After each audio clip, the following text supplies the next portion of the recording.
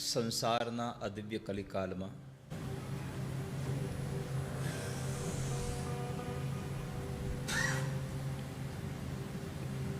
જેમના ગુણોને સાંભળતા સાંભળતા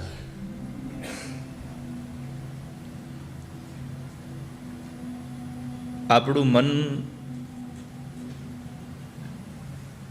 ક્યારે પરમાત્માને પ્રેમ કરી બેસે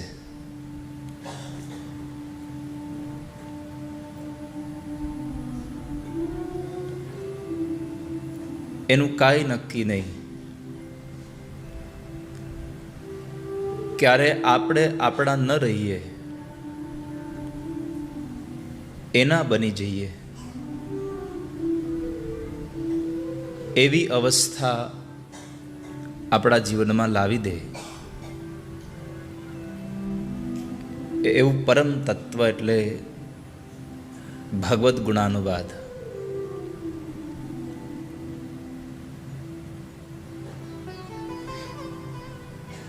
જોવાથી જે અંદર લાગણીઓ અને પ્રેમ ઉમટે એ સમજવું આ તો કેવળ આકર્ષણ છે. પણ જોયા વગર જ ખાલી એને સાંભળીએ, એમનું સાંભળીએ અને લાગણીઓ અને પ્રેમ જ્યારે હૃદયમાં પ્રગટ થાય તો સમજવું હવે પ્રેમ પ્રગટ થયો છે. આપણે અહીંયા બધા જ લોકો કોઈ વ્યક્તિને જોઈને, એની પર્સનાલિટી જોઈને આપણું મન એક વખત એમાં આકર્ષાઈ જાય. આપણા મનમાં એના પ્રત્યે અહોભાવ કદાચ જાગી જાય. એ આકર્ષણ છે. પણ કૃષ્ણને ક્યારેય જોયો નથી અને છતાંય એની કથાઓ સાંભળતા સાંભળતા સાંભળતા આજે આપણે એને આટલો પ્રેમ કરીએ છીએ. એનું માત્ર કારણ છે કે એને સાંભળી સાંભળી અને આપણું મન એને પ્રેમ કરી બેઠું છે. કૃષ્ણને સાંભળીને પ્રેમ થાય છે. કૃષ્ણનું સાંભળીને પ્રેમ થાય છે. એટલે જ માં રૂકમિણીએ ભગવાનને કહ્યું, શ્રુત્વા ગુણાન ભુવન સુંદર શૃણવતાંતે. પ્રભુ, મેં તમારી કથાઓ બહુ સાંભળી છે અને તમારી કથાઓ સાંભળી સાંભળીને મારું મન તમારામાં લાગી ગયું. હું તમને મારા પતિ માનું છું. 7 શ્લોકોનો પત્ર સુદેવ નામના બ્રાહ્મણ લઈને ગયા. ભગવાને એક શ્લોક સાંભળ્યો અને કહ્યું કે હું રૂકમિણીને સ્વીકારવા તૈયાર છું. ભૂદેવ કહે છે, પ્રભુ આવા હજી 6 શ્લોક બાકી છે, નિરાત તો રાખો. એક નથી, આવા 7 શ્લોકો છે. એમાં હજી મેં તમને એક જ સંભળાવ્યો અને તમે નિર્ણય કરેલો છો કે હું રૂકમિણીને મારા પત્ની બનાવવા તરીકે તૈયાર છું. આગળનું તો જરા વિચારો. ભગવાન કહે છે, મારે આગળના શ્લોકો સાંભળવાની હવે આવશ્યકતા નથી. રૂકમિણી મને પસંદ છે. બ્રાહ્મણ પૂછે છે, પ્રભુ તમે એક શ્લોકમાં તો એવું શું નિર્ણય કરી લીધો? એવું તમને શું લાગ્યું કે તમે પત્ની બનાવવા તૈયાર છો? ભગવાને એટલું જ કહ્યું કે એનામાં રૂપ નહીં હોય તો ચાલશે, એની પાસે કોઈ સંપત્તિ નહીં હોય તો ચાલશે, જેવા હશે તેવા રૂકમિણીને હું સ્વીકારવા તૈયાર છું. કેમ? ભગવાન કહે છે, આ દુનિયામાં સૌથી વધારે મને કોઈ ગમતું હોય તો જે મારી કથા સાંભળી મને સૌથી વધારે ગમે છે. અને રૂકમિણીએ કહ્યું કે હું તમારી કથા સાંભળી સાંભળી અને તમને પ્રેમ કરી બેઠી છું. શ્રુત્વા ગુણાન ભુવન સુંદર શૃણવતાંતે. તો જેને સાંભળવા માત્રથી આપણને પ્રેમ જાગી જાય અને પછી એના વગર રહેવાય નહીં, એવું પરમ તત્વ જ્યારે મુંબઈની આ દિવ્ય ધરામાં વિલેપાર્લેમાં જલારામ હોલમાં સ્વર્ગસ્થ કાંતાબેન જમનાદાસ રાજાણી, સ્વર્ગસ્થ દેવયાનીબેન મનસુખલાલ રાજાણી, સ્વર્ગસ્થ જયાબેન ચંદુલાલ રાજાણી, સ્વર્ગસ્થ શ્રી સાહિલભાઈ રાજાણીની દિવ્ય સ્મૃતિમાં જ્યારે આટલું સુંદર ભાગવત કથાનું મંગલ આયોજન થયું, આ આયોજનના 5મા દિવસના મંગલ પ્રારંભમાં ઉપસ્થિત રહેલા સૌ વડીલ માત પિતાઓ, આપ સૌ સ્નેહી સ્વજનો, તેમજ ઘરે બેસીને ટેલિવિઝનના માધ્યમથી, મીડિયાના માધ્યમથી, રાધે રાધે ઓફિશિયલ યુટ્યુબ ચેનલના માધ્યમથી આ જ્ઞાન ગંગામાં અવગાહન કરી રહેલા દરેક વાલા વૈષ્ણવોનું આ દિવ્ય મંગલ મહોત્સવના નિમિત્ત માત્ર મનોરથી ગંગા સ્વરૂપ પ્રવીણાબેન મનસુખલાલ રાજાણી, અખંડ સૌભાગ્યવતી શિલ્પાબેન કેતનભાઈ રાજાણી, સંતોષભાઈ રસિકલાલ રવેશિયા, અખંડ સૌભાગ્યવતી સેજલબેન સંતોષભાઈ રવેશિયા અને રાજાણી પરિવારની 3 દીકરીઓ વિધિ, ઋત્વી અને મૈત્રી અને એમનો સંપૂર્ણ પરિવાર આજના દિવસે તમારા બધાયનું અંતરના ભાવ સાથે હાર્દિક સ્વાગત અને અભિવાદન કરે છે. આપ સૌને મનોરથી પરિવારના વ્યાસપીઠ તરફથી જાજા કરીને બધાને જય દ્વારકાધીશ, જય દ્વારકાધીશ, જય દ્વારકાધીશ. કેમ છો?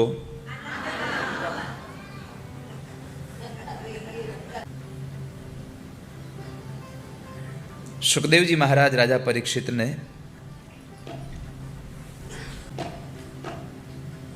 નંદ મહોત્સવની જે કથા કહેતા હતા, કહે છે રાજા વસુદેવજી મહારાજ જ્યારે ભગવાનના દર્શન કરે છે, પોતે વિચાર કરે છે કે દેવકીના કુખમાંથી જન્મેલા બાળકો તો જોયા, પણ મેં પરિવારમાં, સંસારમાં પણ ઘણા બાળકો જોયા છે,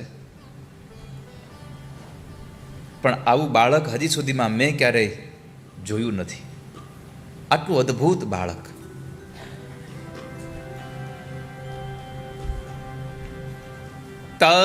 તમદ્ભુતમ બાલક મંબુજે ક્ષણમ ચતુર્ભુજમ શંખ ગદાર્યુધાયુધમ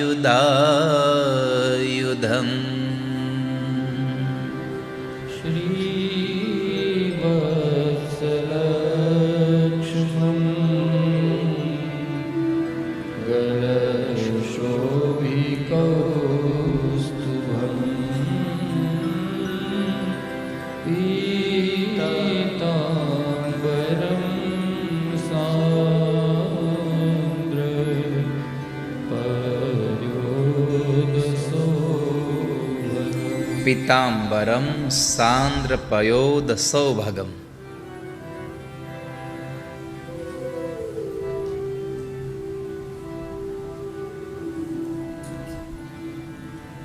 અદ્ભુત બાલક.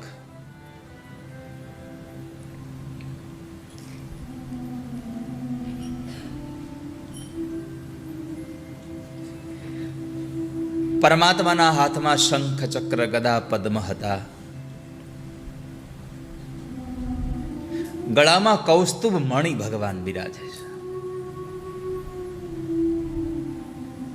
પરમાત્માના પાર્ષદો અને પરમાત્મામાં તમે જરાય પણ આમ તમે જોઈ ન શકો કે આ કોણ ભગવાન અને કોણ પાર્ષદ. આવું સ્વરૂપ પરમાત્મા પોતાના પાર્ષદોને આપે તો આપણને થાય કે ભગવાન અને પાર્ષદો બે એક સરખા લાગે તો ભગવાનને ઓળખવા કેમ? ભગવાન પોતાનું બધું જ પોતાના પાર્ષદોને આપે છે, બે વસ્તુ નથી આપતા.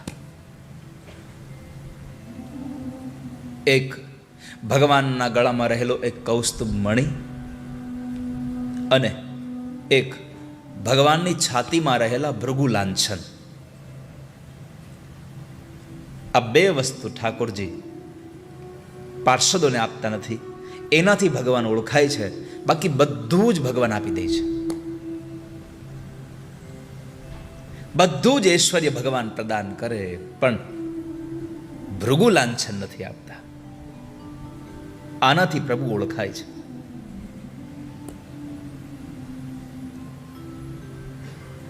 પરમાત્માએ પિતાંબર પહેર્યું છે.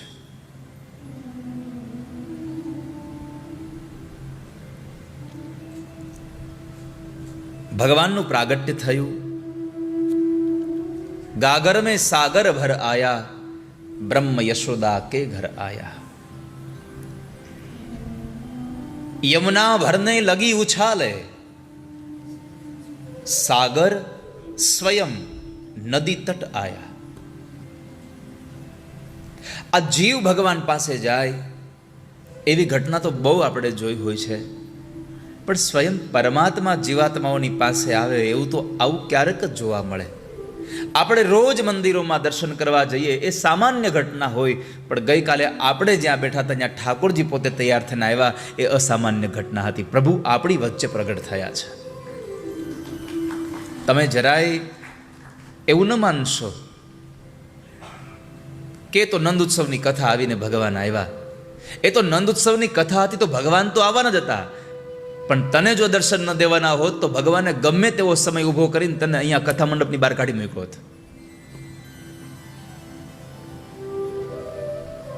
ઘણા એવા લોકો છે અહીંયા કે કથામાં આવ્યા હોવા છતાં પણ નંદ મહોત્સવમાં હાજર નહોતા રહી શક્યા. અહીંયા આપણે ઠાકોરજીના દર્શન કરતા હતા, મનોત્સવ મનાવતા હતા, અને અમુક અમુક લોકોના ભાગ્યમાં નહોતું એ ચાની ચુસ્કી લેતા હતા. બની શકે.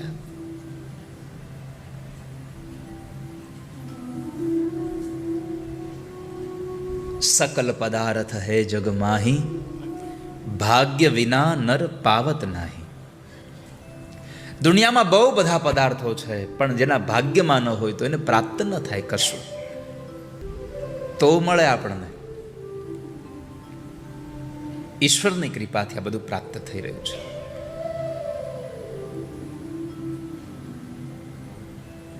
જ્યાંથી નદીનું ઉદ્ભવ સ્થાન થાય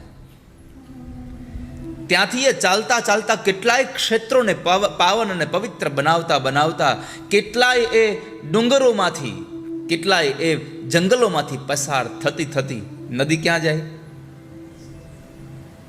હલો, સમુદ્રમાં. નદી ચાલતી ચાલતી ઉદ્ભવ સ્થાનથી લઈ અને છેક સમુદ્ર સુધી જાય. એ સામાન્ય બધાને ખબર છે કે ભાઈ નદી દરિયામાં જ મળી જાય, પણ આ નદી પાસેથી એક શીખવા જેવું છે. આપણું ચાલવું પણ જેમ નદીનું ચાલવું સમુદ્રને મળવા માટે હોય છે, એમ આપણું પણ ચાલવું આ સંસારમાં આપણા ઠાકોરજીને મળવા માટે હોવું જોઈએ. આપણી ગતિ પણ પ્રભુને જ મળવા માટે હોવી જોઈએ.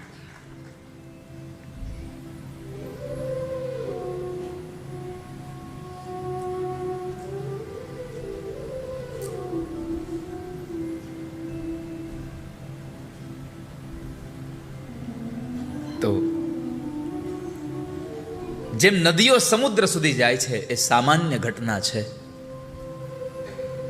પણ વાલા ભક્તજનો, આ તો સ્વયં સમુદ્ર પોતે નદીના ઘરે આવ્યો છે. આજે સ્વયં ઠાકોરજી આપણે ત્યાં પધાર્યા છે. તો એ ઘટના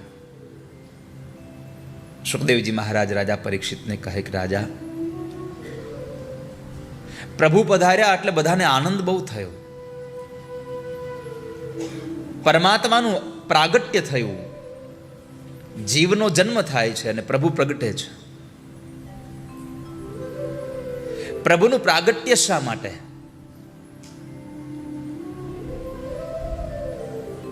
તો સ્વયં ભગવાન ઠાકોરજી પોતે એમ કહે છે કે મારું પ્રાગટ્ય માત્ર ને માત્ર આ સંસારના ધર્મના સંસ્થાપન માટે છે. યદા યદા હિ ધર્મસ્ય ગ્લાનિર્ભવતિ ભારત. જ્યારે જ્યારે ધર્મને હાનિ થઈ છે ત્યારે ત્યારે મારું પ્રાગટ્ય થયું છે. અને જીવ જન્મે કારણ કે એના પ્રારબ્ધને ભોગવવા માટે, કરેલા કર્મને ભોગવવા માટે જીવ જન્મે છે. અને પ્રભુ તો પોતાની ઈચ્છાથી આવે છે. નિજ ઈચ્છા નિર્મિત તનુ માયા ગુણ ગોપાર. પ્રભુ પોતાની ઈચ્છાથી આ સંસારમાં પ્રગટે છે. તો આજે પ્રભુ પધાર્યા,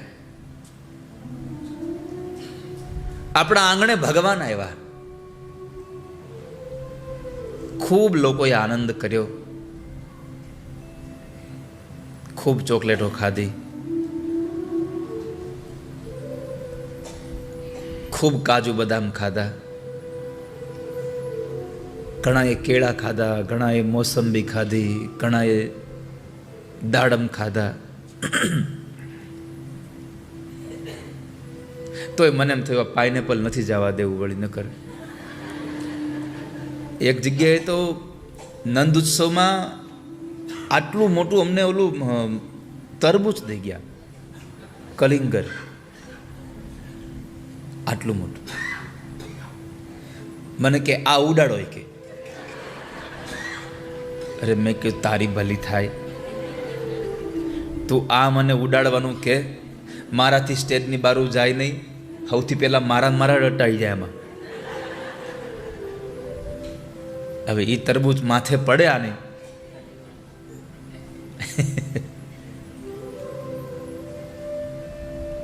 પછી કાલે એ પાઇનેપલ કોણ લઈ ગયું મને ખબર જ નથી.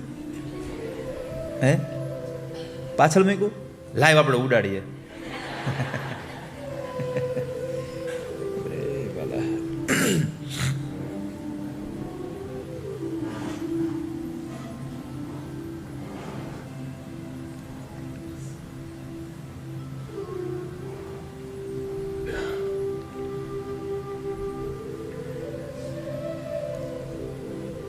તો ભગવાન જ્યારે જ્યારે આવે ત્યારે માણસને આનંદ થતો હોય છે. આપણે બધાએ પણ કાલે ખૂબ આનંદ કર્યો, કેમ કે આપણા ઠાકોરજી પધાર્યા. શું એ યશોદાનું ભાગ્ય, શું એ વ્રજવાસીનું એ નસીબ, એ સૌભાગ્ય.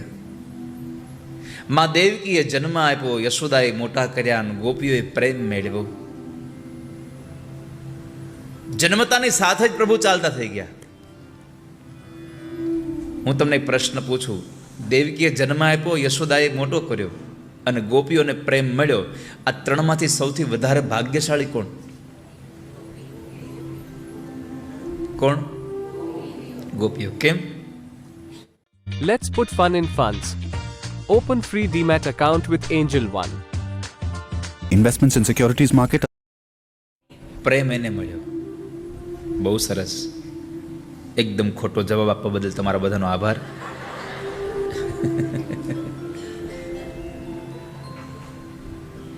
ગોપીઓને પ્રેમ એટલે મળ્યો કે દેવકીએ જન્મ આપ્યો. એટલે દેવકીએ જન્મ જ ના આપ્યો હોત તો યશોદા મોટા કોને કરવાના હતા? દેવકીએ જન્મ જ ના આપ્યો હોત તો ગોપીઓને પ્રેમ કોનો મળવાનો હતો? આભાર માનવો જોઈએ દેવકીનો કે એણે બ્રહ્મને જન્મ આપ્યો, એટલે આપણને સૌને ઠાકોરજીની કથા અને ભગવાનનો પ્રેમ પ્રાપ્ત થયો. ભાગ્યશાળી તો દેવકી છે કે એને જન્મ આપ્યો ઠાકોરજીને.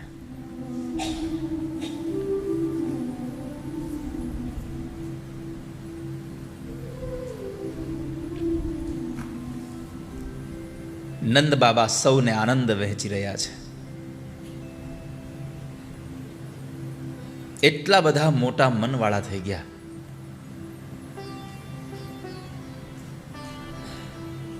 નંદસ્ત્વાત્મજ ઉત્પન્ને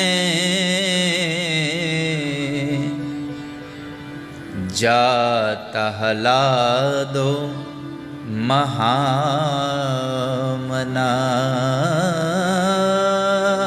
અહૂય વિપ્રાન વેદજ્ઞાન સ્નાતઃ શુચિરલંકૃતઃ. સ્નાતઃ શુચિરલંકૃતઃ. નંદ બાબાએ ખૂબ દાન આપ્યા છે. 2 લાખ ગાયો દાનમાં આપી છે. અને એ પણ આપણી જેમ નહીં કે દૂધ દેતી બંધ થઈ ગઈ છે, હવે આપી દો બ્રાહ્મણને દાનમાં, એવી ગાયો નહીં.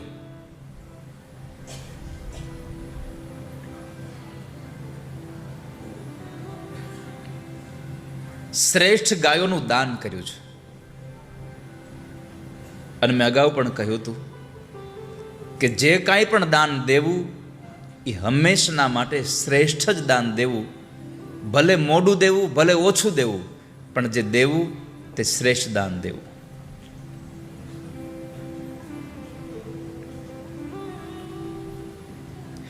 આપણું કામ હંમેશા શ્રેષ્ઠ હોવું જોઈએ.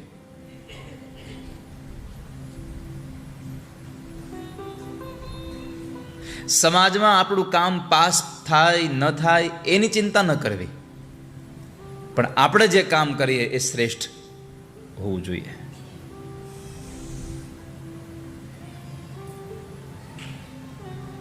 કેટલા લોકો માનો છો કે તમે જેવા તેવા છો? તમે પોતાની જાતને માનો છો અમે તો જેવા તેવા છીએ? કેટલા લોકો આવું માનો જેવા તેવા છો? કોઈ નહીં.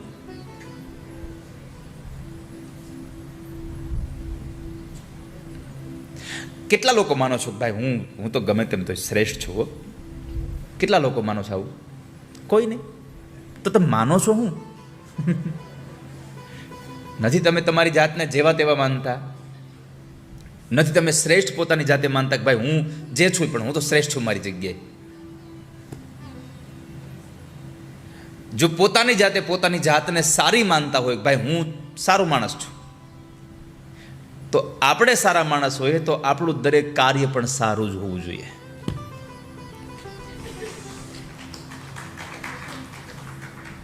આપણે જેવા તેવા હોય તો જેવા તેવા કામ કરી દેવાય.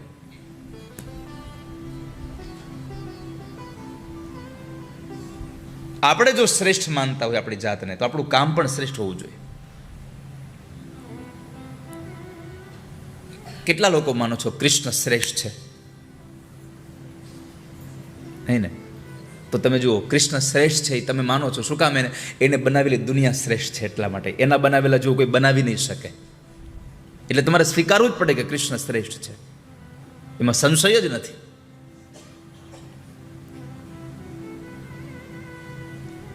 આપણા દ્વારા જે નિર્માણ થયું છે એ શ્રેષ્ઠ હોવું જોઈએ. નંદ બાબા બહુ મોટા મનના થઈ ગયા, કેમ કે એના ઘરે ભગવાન પધાર્યા, પરમાત્મા એના ઘરે પધાર્યા, તો એ મોટા મનના થઈ ગયા. બહુ પૈસાવાળા મોટા પૈસાવાળા થવું એ અગત્ય નથી, મોટા મનનું થવું અગત્યનું છે. માણસ મોટા મનવાળો થવો જોઈએ. પૈસા તો આપણી પાસે હોય જ, પણ એ પૈસા બીજાને આપવા માટે થઈને આપણી પાસે મન તો જોઈએ ને મોટું. પોતાના માટે વાપરી ન શકે તો એ સંપત્તિ કામની શું? મહાપુરુષો કહે છે નંદ બાબાએ પોતાના ચાંદીના જે ખજાનો હતો એના દરવાજા ખુલ્લા મૂકી દીધા અને લોકોને કહ્યું તમારે જેને જેટલું જોતું એટલું આમાંથી લઈ જાઓ. અને એ સમયમાં એવું કહેવાતું હશે કે લઈ જાવ, એમાં અત્યારે ન કહેવાય જેને જોતું એટલું, અને અત્યારે તો હાવ ન કહેવાય. ચાંદી ક્યાં પૂગી ગયું?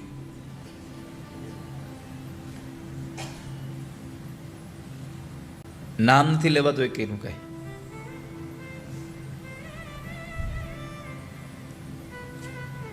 વ્રજ આખું સમૃદ્ધ થઈ ગયું, કારણ કે ઠાકોરજી આવ્યા તો પાછળ પાછળ લક્ષ્મીજી પણ આવ્યા, અને જ્યાં લક્ષ્મી હોય બધું સમૃદ્ધ જ હોય. તો પ્રભુ આવ્યા તો લક્ષ્મીજી પણ પધાર્યા.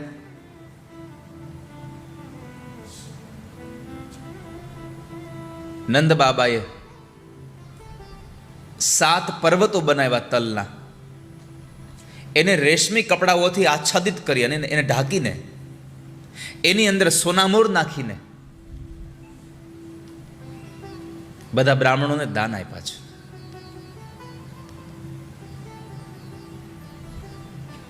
પ્રભુના પ્રાગટ્ય ઉત્સવે નંદ બાબા ખૂબ મોટા મનવાળા થયા. મારી પણ તમને પ્રાર્થના છે, બહુ મોટા પૈસાવાળા ન થાવ તો કાંઈ નહીં, પણ મનથી મોટા રહેજો. હંમેશા મન મોટું રાખજો.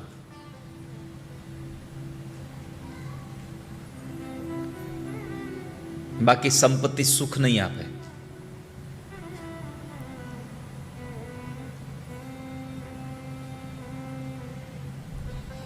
માણસનું મન મોટું હોવું જોઈએ.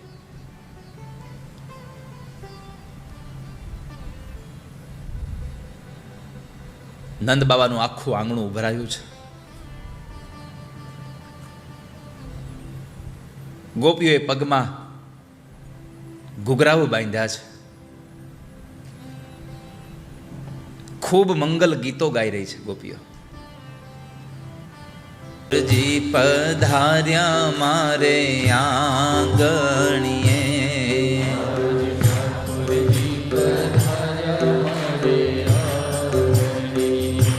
સખી મંગલ ગીતો ગાઓ, સખી મંગલ ગીતો ગાઓ, આજ ઠાકોરજી પધાર્યા મારે આંગણીએ.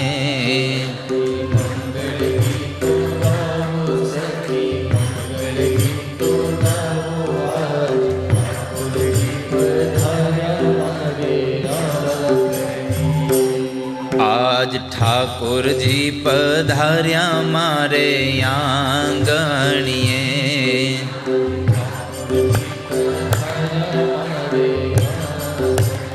હે સખી ધૂમ મચાવો, સખી ધૂમ મચાવો, આજ ઠાકોરજી પધાર્યા મારે આંગણીએ.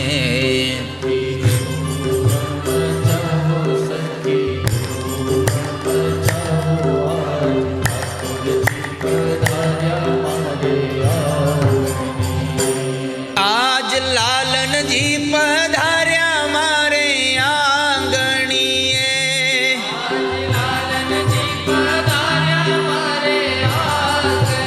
હો આજ લાલનજી પધાર્યા મારે આંગણીએ.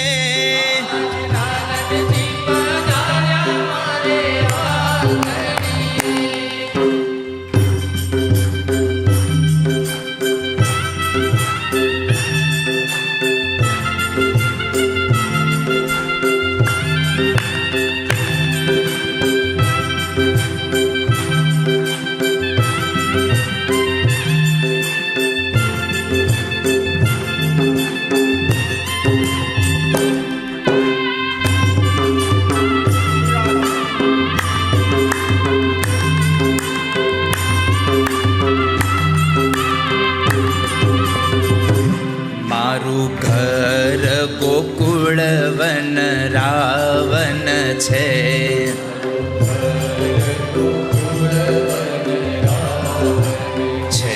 મારું ઘર ગોકુળ વન રાવન છે.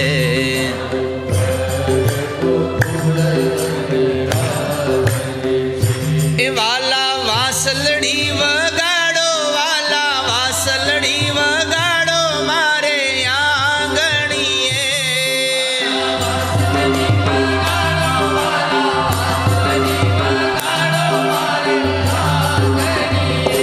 વાલા વાસલડી વગાડો, વાલા વાસલડી વગાડો મારે આંગણીએ.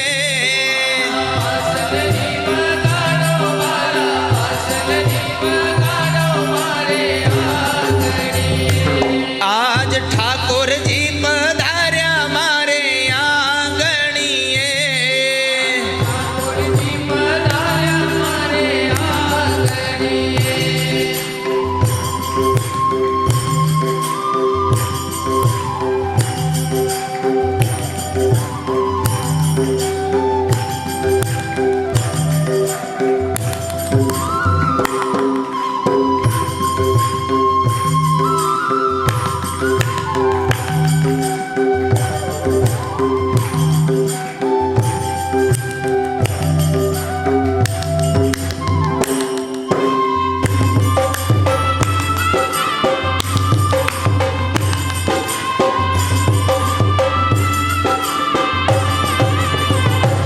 નિત 16 શણગાર વાલે સજિયા છે,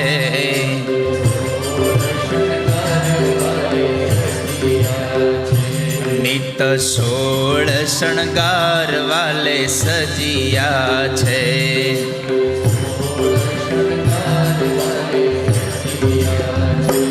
હું તો નાચું તારે કાજ, હું તો નાચું તારે કાજ મારે આંગણીએ,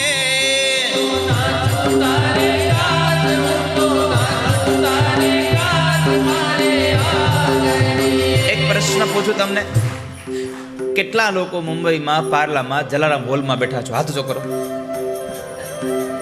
ઓહો, કેટલા લોકો અહીંયા મુંબઈમાં પાર્લામાં બેઠા છો? હાથ ચોકરો એકવાર હરખો હાથ ચોકરો ખબર પડે મને. જેટલા લોકો હાથ ચોકર્યો છે ને એ એમને બેઠા રહેજો. જેટલા પાર્લામાં છો ને એમ બેઠા રહેજો. જેટલા ગોકુળમાં મારી હારે આવો છો નંદ બાબાના ઘરે, મને એ ન સમજાતું. તમને આટલા ગોકુળમાં લઈ જાઓ, વૃંદાવનમાં લઈ જાઓ, મફતમાં હાવ ટિકિટ વગર ના.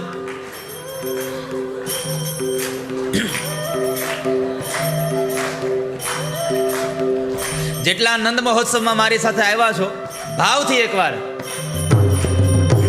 હું તો નાચું તારે કાજ, હું તો નાચું તારે કાજ મારે આંગણીએ.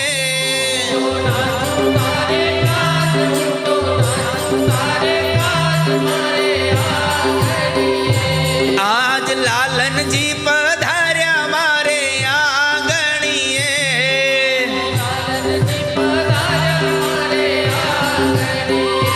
સખી મંગલ ગીતો ગાઓ, સખી મંગલ ગીતો ગાઓ મારે આંગણીએ.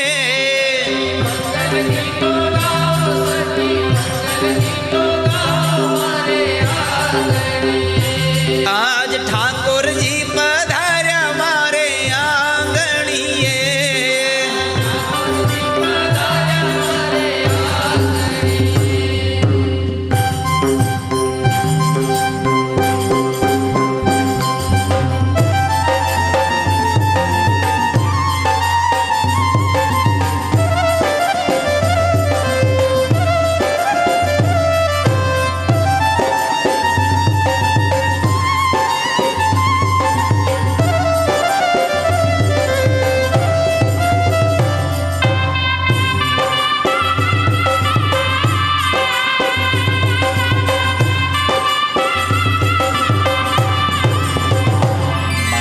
રાસવાલાની સાથે રમવા છે.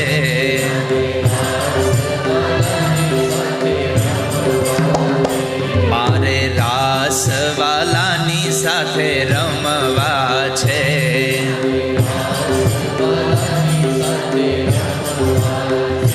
ઢોલી ઢોલ વગાડો, ઢોલી ઢોલ વગાડો મારે આંગણી. વગાડો ઢોલી ઢોલ વગાડો મારે આંગણીએ.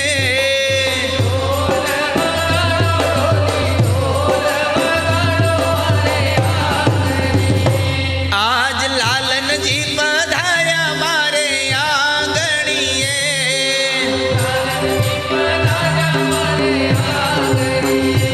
આજ લાલનજી પધાર્યા મારે આંગણીએ.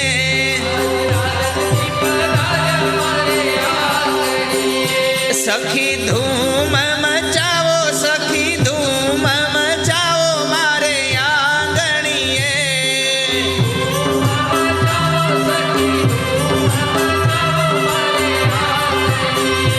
હાય ધૂમ મચાવો, સખી ધૂમ મચાવો મારે આંગણીએ.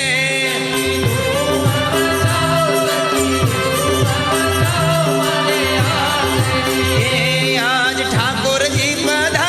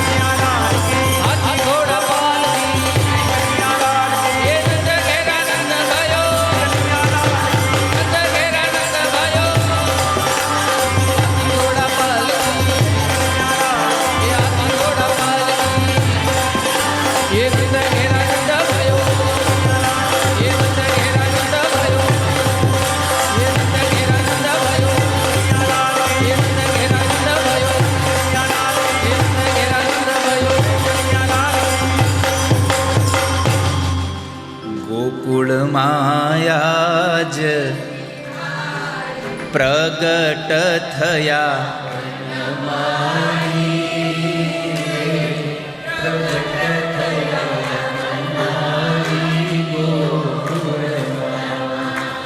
ઘેર ઘેરથી ગોપીઓ આવે,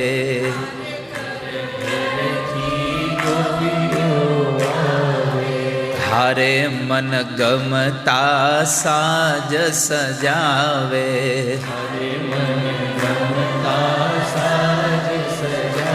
વે કનૈયાના ગીત ગાવે રે કાનુડાના. હારે ગોકુળ માયા જ દિવાળી. હારે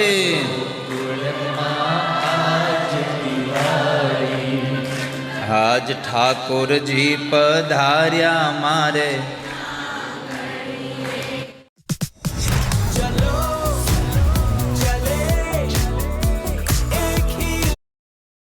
આજ લાલનજી પધાર્યા. મારું ઘર ગોકુળ વનરાવન છે. મારું ઘર ગોકુળ વનરાવન છે. વાલા વાસલડી વગાડો, વાલા વાસલડી વગાડો મારે આંગણીએ. વાલા વગાડો, વાલા વાસલડી વગાડો મારે આંગણીએ. आप सभी को व्यासपीठ की ओर से नंद महोत्सव की बधाई हो. बधाई हो, बधाई हो.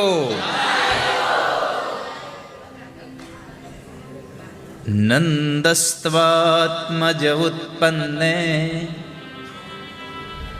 जाता हलादो महामना.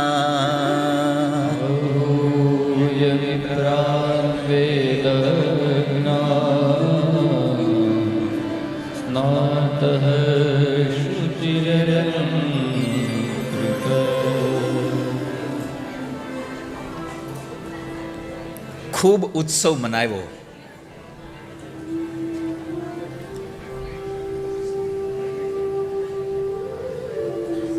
પોતાના ઘરમાં જે સંપત્તિ હતી બધી આપવા લાગ્યા. વિદ્વાનો કહે છે દે ઈ દેવ છે અને રાખે ઈ રાક્ષસ છે. ભગવાનના પ્રાગટ્ય ઉત્સવે ખૂબ સંપત્તિ નંદ બાબાએ બધાને આપી. બીજાને આનંદ આપે એ નંદ અને બીજાને યશ આપી દે એ યશોદા.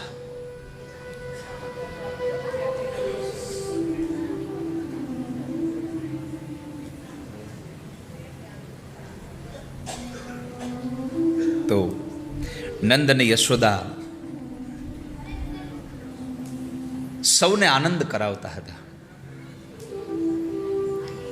નવમી, દસમી અને એકાદશી 3 દિવસ સુધી આ ઉત્સવ ચાલ્યો. દ્વાદશીના દિવસે કૈલાસમાં બેઠેલા ભગવાન મહાદેવને થયું કે મારા ઠાકોરજી પધાર્યા છે, મારા ઈષ્ટદેવ પધાર્યા છે, લાવને દર્શન કરવા જાઓ.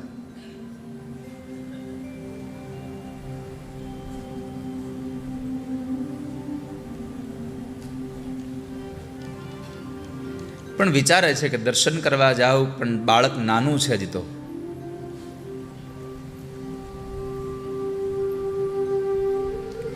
કઈ શેરીઓમાં તો મળે નહીં,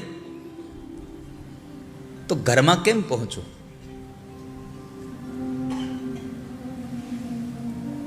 આવું ભગવાન મહાદેવ વિચારતા હતા.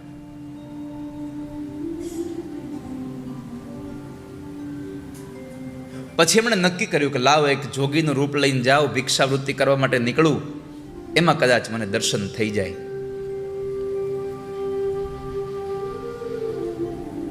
તો ભગવાન મહાદેવ તૈયાર થયા. નંદી આદિ ગણો કહે છે પ્રભુ અમને લઈ જાઓ સાથે, અમારે આવવું છે. ભગવાને કહ્યું કે નંદી બધા સાથે જશું ને તો કોઈને દર્શન નહીં થાય. એક કામ કરો, હું પેલા જઈને આવું, પછી તમને જે માર્ગ બતાવો એ માર્ગે તમે જશો એટલે તમને પણ દર્શન થઈ જશે.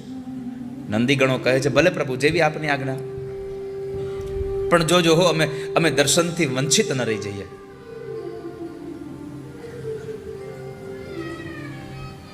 કશો વાંધો નહીં, હું આવીને તમને બતાવીશ માર્ગ. ભગવાન જેવા તૈયાર થયા, નંદી આદિ ગણો માની ગયા ભગવાનની વાતને. શેષનાગ કહે છે પ્રભુ મને લઈ જાઓ સાથે. ભગવાન કહે છે કે હજી આ નંદી લોકોને સમજાવી રહ્યો, શેષ બધા સાથે જઈએ તો દર્શન નહીં થાય, પેલા મને તો જઈ આવવા દો. શેષ કહે છે તમારે બીજા કોઈને સાથે લેવા હોય કે ન લેવા હોય મને કાંઈ વાંધો નથી, પણ મને તમારે સાથે લઈ જ જવો પડશે. કેમ કે મારે જોવા આવવું છે પ્રભુ કે જે ઠાકોરજી, જે નારાયણ સમુદ્રમાં મારા શરીરની પથારી કરીને સૂવે છે, એ નારાયણ આજે ગોકુળમાં ઘોડિયામાં કેવા લાગે છે ને, એ મારે જોવા છે આજે એમને. પારણિયામાં કેવા લાગે પ્રભુજી. ભગવાન નીકળે છે. અહામ લેખનો નાદ કરતા કરતા ગોકુળની ગલીઓમાં નીકળ્યા. એમાં બરાબર એક ગોપીએ બાબાને પગે લાગી. નમસ્તે બાબા. બાબાએ નમસ્તે કર્યા.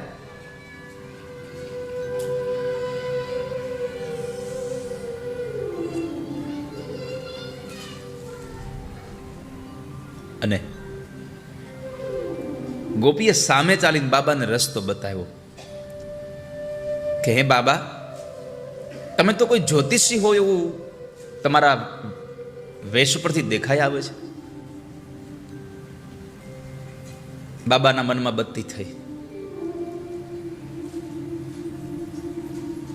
કે હા, જ્યોતિષી બનવામાં કદાચ દર્શન થઈ જાય, જોશ જોડાવા લઈ જાય અને દર્શન થઈ જાય. તમે જોઈ અહીંયા તમને સંદેશો મળ્યો એક કથાનો. ભગવાન મહાદેવ ભગવાનના દર્શન કરવા માટે થઈને એક સારો સંકલ્પ લઈને નીકળ્યા. એની પાસે કેમ પહોંચવું એનો માર્ગ નહોતો. ગોપીએ રસ્તો બતાવ્યો કે તમે જ્યોતિષી છો. આ કથા આપણને એક ઉપદેશ કરે છે કે તમે સારા કામ માટે નીકળશો તો પછી આગળનો રસ્તો ખોલવાની જવાબદારી ઠાકોરજીની બની જશે. તમે ખાલી ચાલવાનું ચાલુ કરી દો.